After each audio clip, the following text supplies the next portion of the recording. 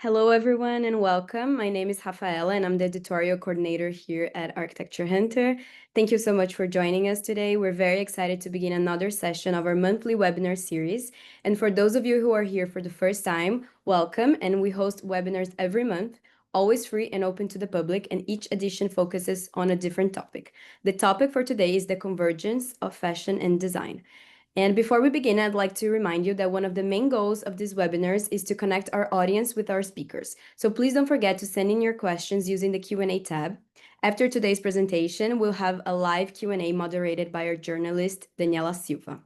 So now it's my pleasure to introduce our guest speaker, Paola Vilas. Paola is a multidisciplinary artist and designer who translates her research into sculptural jewelry, furniture, and scenographic spaces. Her creations spark experiences that break away from normality, exploring and expressing the power of the feminine.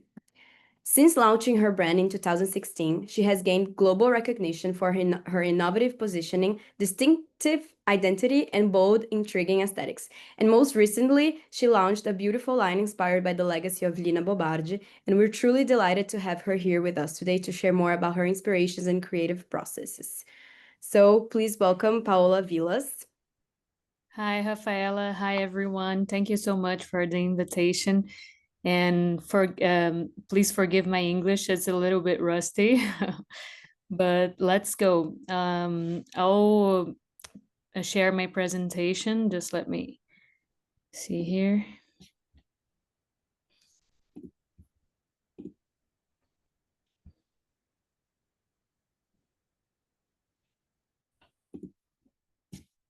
Oops. Sorry, this is not.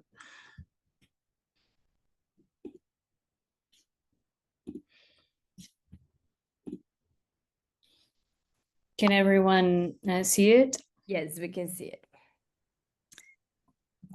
Okay, so I'll start talking a little bit about the whole concept of my research on the feminine. I started the brand in 2016, and it was very much it was more like an investigation about the feminine and how we can break barriers of things we have already learned about what is the feminine right now. I think this is like an urgent topic, and also try to cure inside of us and cure in others this feminine energy as well. So I kind of started realizing that if we're not connected to our bodies, and if especially we women don't feel in the ownership of our bodies, we will never reach truly like our feminine energy and reach it in a very honest and profound way.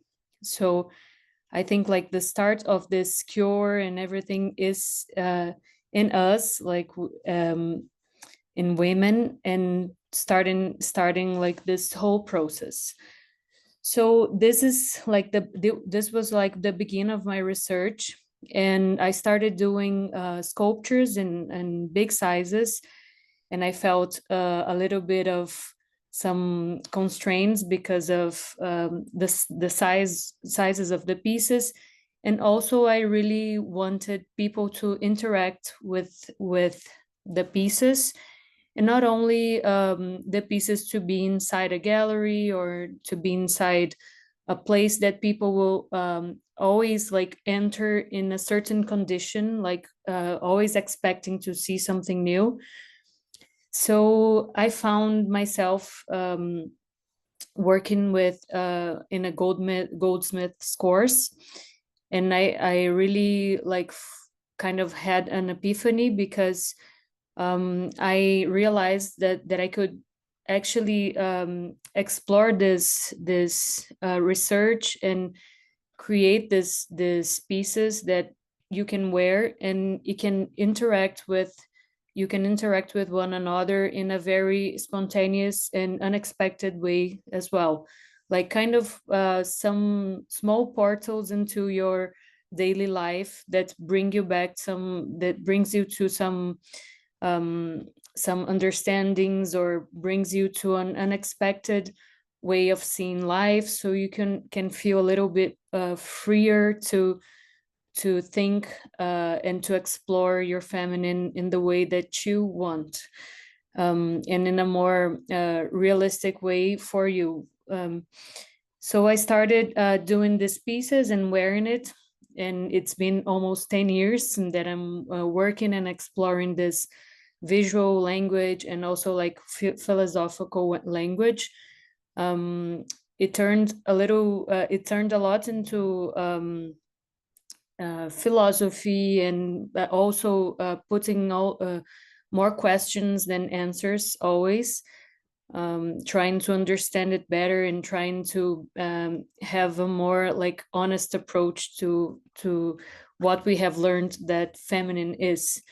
And so I started creating these pieces that, and my main goal was to create something that was so unexpected and that people would kind of like have to stop their daily lives and had to notice this weird kind of like out of place piece that someone was wearing, or that you would be wearing. And so I'm a Brazilian artist and jewelry designer. I had a hard time to uh, proclaiming myself as an artist, but now I'm okay with that. And I founded Paola Vilas in 10 years and kept creating this jewelry as sculptural objects. I say that my passion was never jewelry in the beginning, and then I found my passion as jewelry like much later.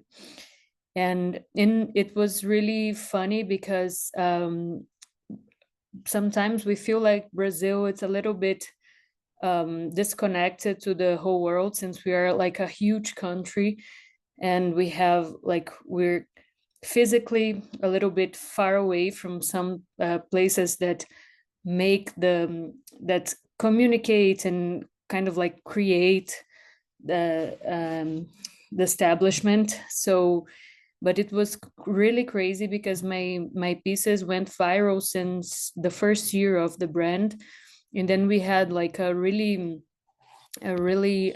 big global presence. And after that we kind of like came back to Brazil with the brand and started building the brand inside Brazil. But this was really important for us, because it was good to realize that this all the philosophical part of it, the research, it was kind of like in a common place to a lot of people. It wasn't just something that it was local. So it was kind of like a global impact on that. And a lot of women were passing through the same questionings and going through the same um, and feeling attracted by it in some way, in having a lot of different experiences of life. And yes, we have like a really strong connection with feminine and with femininity in this way, like in a more philosophical way, trying to understand its barriers, like why have we learned something in this way, why haven't we learned our strengths, how should we look at it, how should we learn from it, and how should we apply in our daily lives. um, and also like it's very important for me that the pieces,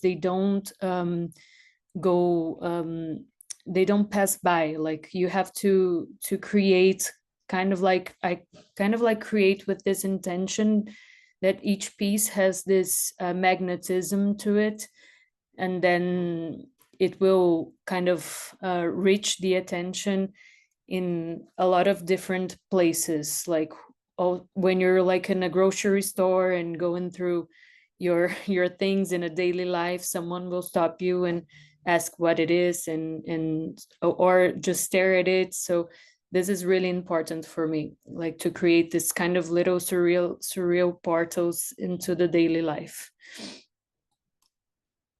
And we also expanded our product line. So this is like kind of the conceptual part, but it's very intertwined with the business as well, like thinking about how the business is also like a growing living entity, like feminine entity as well, that you have to nurture, you have to look at it, you have to put like a lot of questions and make it uh, grow in a very sustainable way as well. And it's really nice because 99% of my team is women, is made by women, so I'm super proud of it. And after that, we always launch kind of like a different product pretty much each year, like a different line or a different challenge, which I like to call them challenges. So we launched a bag last year. It was like a big challenge because working with leather and other proportions and stuff and other ways of wearing the pieces. But it was like really, really important. Like all these challenges that I say, they're really important for the development of our team and for the development of the brand as well, because they make you push yourself and make you creative in a different way, because you're always like facing new things and everything. So this was the bag that we launched, and it always like this research, it always put the feminine body in a very precious and elevated way. As I said, like this feminine connection, this connection to our bodies is the kind of like the first step to for us to have a bigger understanding, a more like ethereal understanding of femininity. And this was part of the collaboration that we did with Lina Bobardi Institute. So it was such an honor because Lina's work is like so vast and so important. She has like this amazing impact here in Brazil and also in the world, as an architect, as a designer, as a cultural thinker as well. And it was I was super honored to be invited by the institute that takes care of her work. And it was the first time that someone ever edited her work to jewelry. And I was thinking of how to kind of like embrace our languages, our way of working, and especially honoring her work as well, but without just representing something that already existed. So this was one piece that I like a lot. That is the Cavaletes work, that are some supports for art pieces that are also in MASP, and they were very prominent in Venice Biennale. And working with other materials, etc., it was super fun and super challenging as well. And a little bit of the inspiration. This is Sesc Pompeia, which is a place that she projected, and it has like this very brutalist concrete and everything, but she kind of like draws this windows they are windows, but they're like gigantic windows with these details that are red, super strong, and also like very unexpected. And also thinking about like someone that did it, a woman that did it in in the 60s or 50s and 60s. It was very disruptive, very amazing that she did all of this in her time. And also the bow chair that we kind of like re-edited for a ring. And talking about how to kind of like rewrite our um, our life and our society by women's perspective. So for me, this is super important, like to understand that we have always been taught, and we like the status quo is something created, a structure created by men for men. And it's very important that we start to build our own narratives and talk about our own narratives, our own experiences, our own desires, our own fears. And for me, like I created this alphabet pieces that are all in sculptural how can I say, sculptural pieces.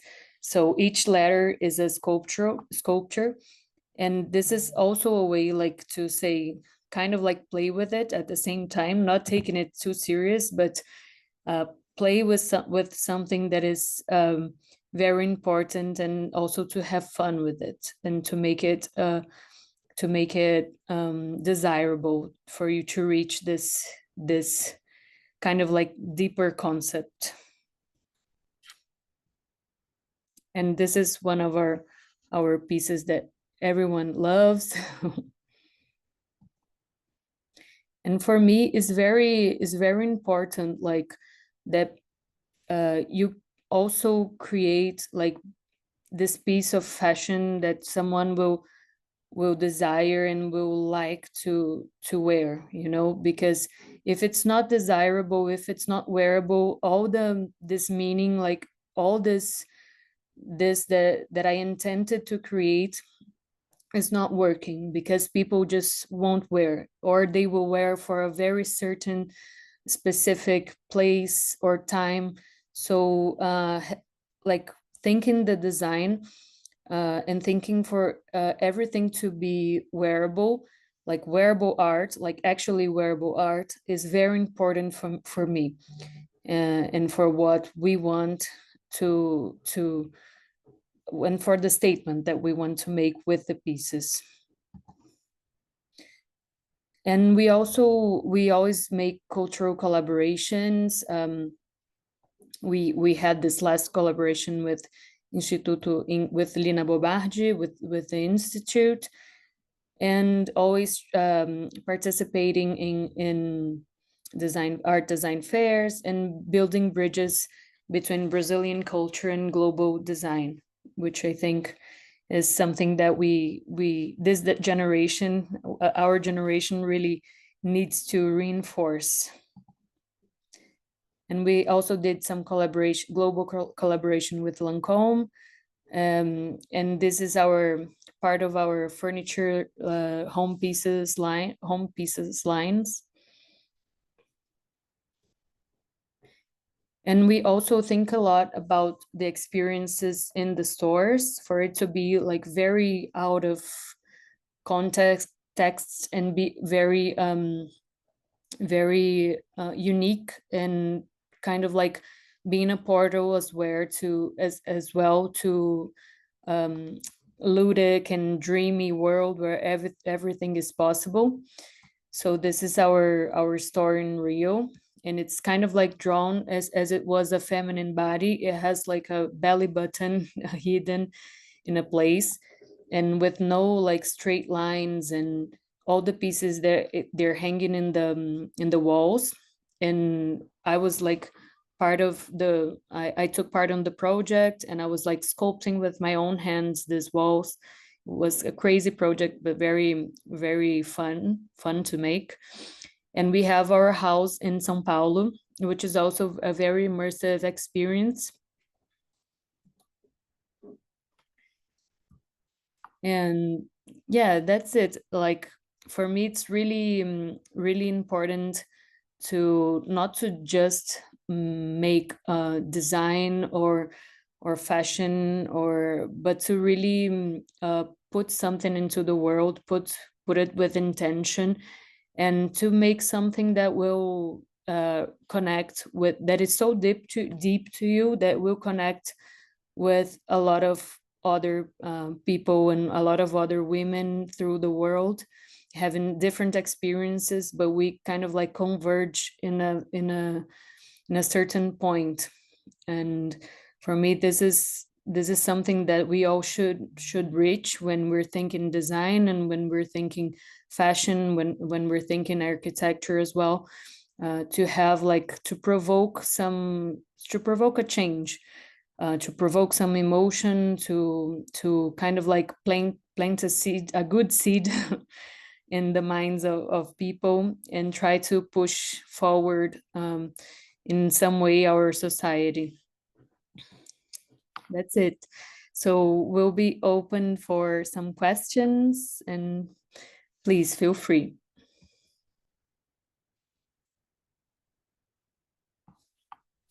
Hi, Paola. Thank you so much for your presentation, for joining us today, and for sharing your work and especially your vision. That I think it was really inspiring. So to start the Q&A,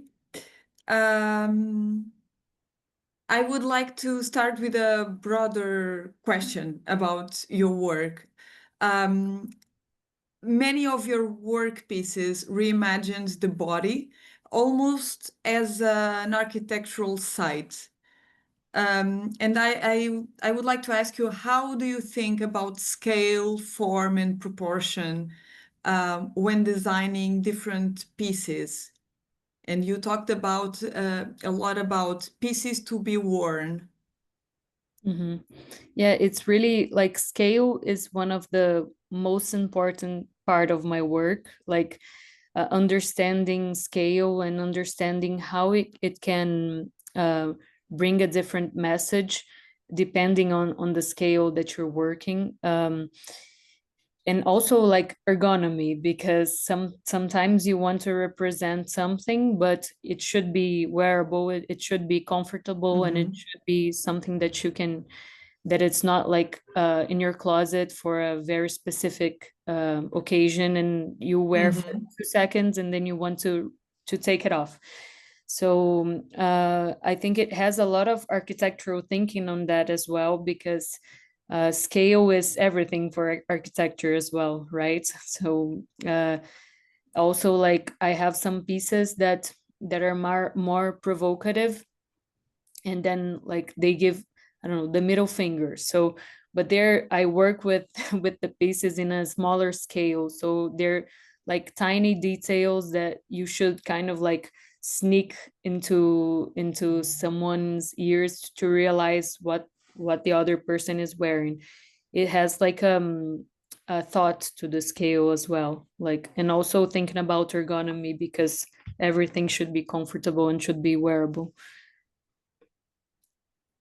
Thank you. I noticed, and for me, it was because I knew your project, but it's always different to hear you explaining and sharing a bit the philosophy behind it. And I really thought it was really strong, this idea of empowering and bringing to light the female body. And that for me was really inspiring. And so I know that your practice blurs a bit the boundaries between jewelry, art, and design. And how do you personally define these conversions?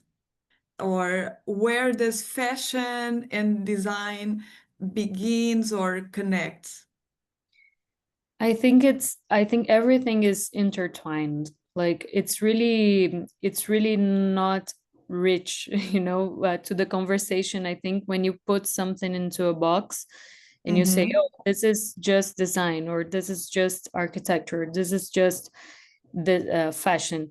So I like to think that the good things, they intertwine a lot of different fields, like such as philosophy, such as design, such as there's no good design without a little bit of Mm-hmm.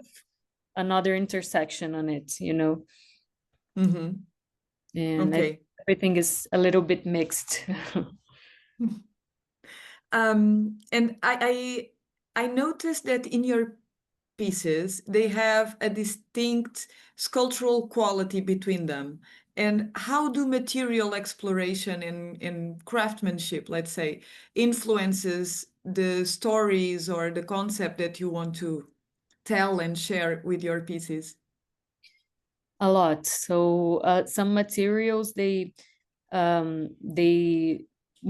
drive you to some places, and some materials they kind of like break some places that you wanted to go, and then you have to find other solutions. But it's very important for me to know the materials first, so know how it works, know the boundaries of the materials, and know how we can try to subvert some boundaries. um, and we also like we started doing everything on cast on it was everything was sculpted by hand. And after the pandemics, we started doing most of our pieces in 3D printing. So Mhm. it's very different because you can reach a certain level of details that is crazy. Like you can put kind of like Inception, you can put a detail inside a detail inside a detail. So this is kind of like also drove my work into another place. But like the hand carving is really precious, and but it has its limitations because of like sizing, you know. And Mhm. sometimes we use the hand carving, but when we want to just to state this hand carving, and also working with stones, and like knowing how hard is this stone, or how hard is this other gem. We really need to know it to kind of like Mhm. project the form into it. And working with gems, it's always like a surprise, because you get a raw material, and when you start to sculpt this raw material, which is by hand, Mhm. you like start to understand its veins or its different colors inside. So it's really fun and scaring at the same time, because you have no control of how you have less control of how it will be. So you need to adapt a little bit along with the material. Yes. That's very interesting. And following that thought, I would like to jump into the questions from the audience. And one of the questions is, can you talk about how you started making the first models to sell? Did you contacted a jewelry supplier, or you made it with your hands? I was making with my hands. Like I had this need to. I was sculpting before with my hands, and then Mhm. I really had this need to express myself with my hands, and to kind of like meditate on the work. And I started doing it by hand. But then, like as a brand, is impossible to like Of really course. stop and make. So sometimes I can make a prototype, or sometimes I make it in the computers, and sometimes I cast. But now I'm not anymore in the goldsmith's field. And another question we have is, what was it like to start your own brand? Could you share some of the main challenges you faced in the beginning, as well as the most exciting or rewarding parts of that process? Mhm. It was very intuitive. I think as I started really early, I was 23, so it was kind of like I didn't it was good to not know anything. So I didn't know, like I say it today, sometimes when you know too much, you just don't do it, because you know all the trouble, you know, like all the difficult part of it, and then you just don't do it. So I love not knowing what you're going to face, because you kind of like start facing the challenges one by one, and then when you see, you're like, okay, I just got through everything, but you don't have like the full picture of all the trouble, all the challenges, and it's kind of like easier when you're naive. And then That's interesting. yeah, and then but it was like the biggest challenges, I think, was building a team. And Mm.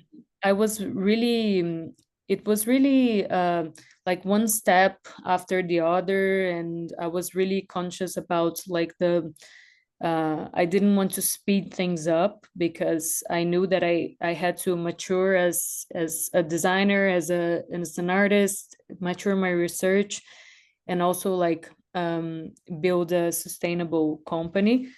And then it was very like step by step.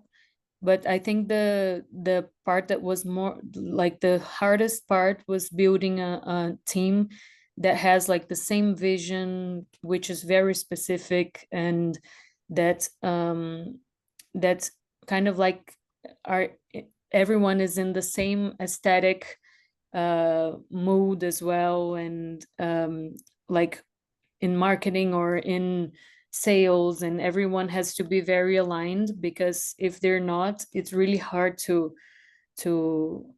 pass away the message. Mm-hmm. And to create a synergy, right? Yes, yes. So another question is, do you see yourself continuing to collaborate closely with the world of architecture? And how do you imagine this dialogue between jewelry design and architecture evolving in the future? It was like really amazing to work with the Instituto Bardi for to editing Lina Mm-hmm. Bardi work. And for me, it was like a completely new experience, because I was always like diving into myself, my unconscious mind, to create something, and it was very kind of more like uh, downloading things in the universe. It wasn't very structured, but Mm-hmm. working with like an architect such as Lina, which has like this huge legacy and a very respected legacy, I had to kind of like structure myself and look at something that was outside, not inside. Mm-hmm. So, but it was amazing. I loved it, and it was an other form to create and try to create something else, not just like representing her work. And I wish it was just the beginning, because I really loved collaborating with, and like looking outside to seek inspiration, and to diving into someone else's work and try to kind of like investigate their minds and how they thought about everything. Mm-hmm. And I must say the result was beautiful. The result of that collaboration was amazing. Um, okay, we have another question that is, first of all, congratulations on your presentation and your work. It is truly admirable. I would like to know a bit more about how you perceive your approach between the world of art and architecture, especially through the furniture pieces you have developed. Mhm. Yeah, I think like the world of art, like the market, looking at about like the system, is very specific as well. Mm-hmm. So for me, it's also like interesting navigating it, but with very critical eyes as well. And for me, it's important to create like this pieces that are like this kind of like intertwining everything, and working with the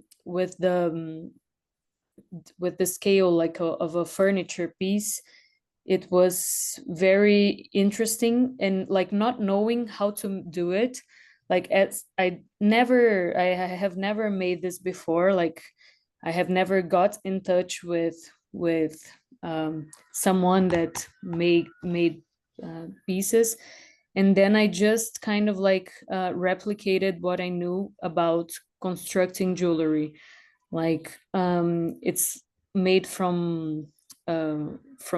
we use a lot of cast in the pieces, and it's, if you kind of notice the way of thinking this line, it's very much aligned with a way of thinking and producing jewelry.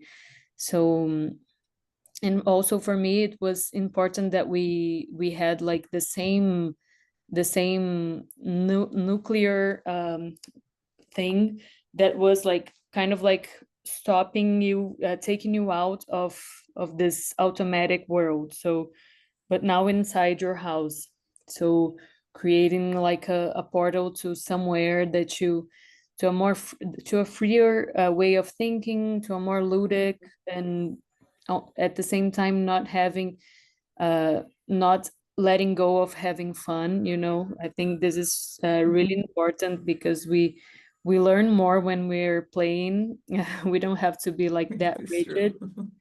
And yeah, this, it's everything is intertwined, like and I think we can like take advantage of it to create. Amazing. Thank you. And for our last question, it is, hi, would you share a bit more on your creative process, especially how you translate an insight, a visual inspiration, like the example you provided with the Lina Bobardi's red windows, into something feasible, a real product? Yes, this is the hardest part because yeah, it's easy to have ideas and it's hard to put them into the world. It's kind of like it's a process. But sometimes like with Lina Bobat, I used to work a lot with diving into myself and understanding like actually not understanding at first what it was, and I was just like drawing and sketching and making some, creating, prototyping, and then I would put everything together, and I would take a look and try to understand what I loved and what didn't make sense, but also not having, trying not to have a lot of ego, like not being attached to something in a wrong way, you know. So trying to get away from, to look from a side, you know, and then bringing everything together, and writing about it. This was my, like, how I work mainly, and writing about it and trying to understand what it is.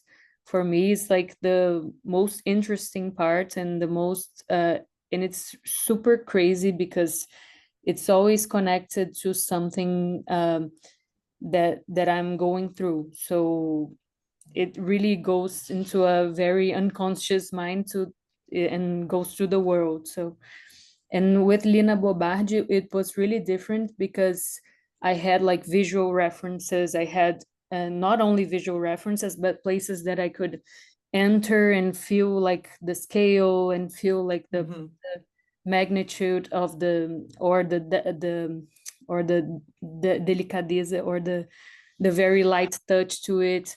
So it was really different, and I tried to at first to dive into all her like drawings, all that the institute could um, give to me, and it was a lot of material. And at first I was super I was crazy about the things that that no one knew about Lena, like her drawings from like when she was 13 years old, when she was 8, when she was 17 years old, and she was like this amazing and free woman that draws a lot, and it was super interesting because I have never seen these drawings, and I was kind of like creating some intimacy with Lena, and not trying to kind of like judge her work from something that I already knew, you know, something that is on the internet, something that everyone kind of knew. I was trying to really go into a deeper level of connection with her work. And then after that, I was going to the projects of the pieces, not just the pieces, but to the sketches, to the kind of like the backstage of the of everything. And it was the way that I felt more comfortable of doing it. And then, like, in a more practical way, since no one had done it before, like editing all her work, I also knew that I had to bring like her symbolic pieces, her more like kind of like the cavalletti, maspi, and all of her work in a way that people would also like relate to, and it wouldn't be crazy delirium from my mind. So it was important having like this outside references, and trying to take some forms from Lina's work that would also like relate and resonate with my work and with my vision.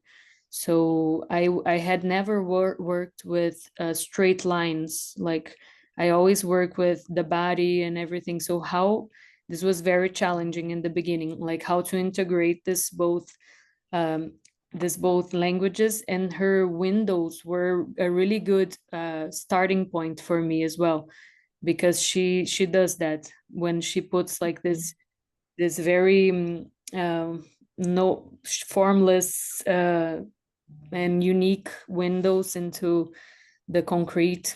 So yes, it was kind of like trying to understand what resonated more with me, like what would drive me, what would be magnetic in her work for me, like. That's amazing. Yeah. So basically, you were able to connect with your work with her work, the free form shapes, and so on. Paola, thank you so much for this inspiring conversation. Unfortunately, we have to wrap up a bit this conversation. And well, thank you. Your work reminds us that design doesn't stop either at scale or discipline. It was very inspiring to see your presentation, and understanding these convergence of fashion and design, and as you have shown, is not just a meeting of a practice, but a way of rethinking identity, storytelling, and creativity itself. So thank you so much for that. Thank you so much. I love the invitation, and you can count on me for another time. Thank you, Daniela, for guiding the conversation. Paola, thank you once again for being with us today. It was very incredible to learn more about your creative journey. And I'm personally a big fan of your brand. Actually, all of the girls here at Architecture Hunter are huge fans of your brand. So we're very honored to have you. And of course, a big thank you to all of us on the audience for joining us. And before we close, I just wanted to give you a quick reminder that next month we'll continue our webinar series with our very exciting theme focused on renovation. We'll be joined by extremely special guests from the renowned offices of Kolb and Beaufort, so you won't want to miss it. Thank you again, and bye, everyone. Thank you. Bye bye. Thank you so much. Bye.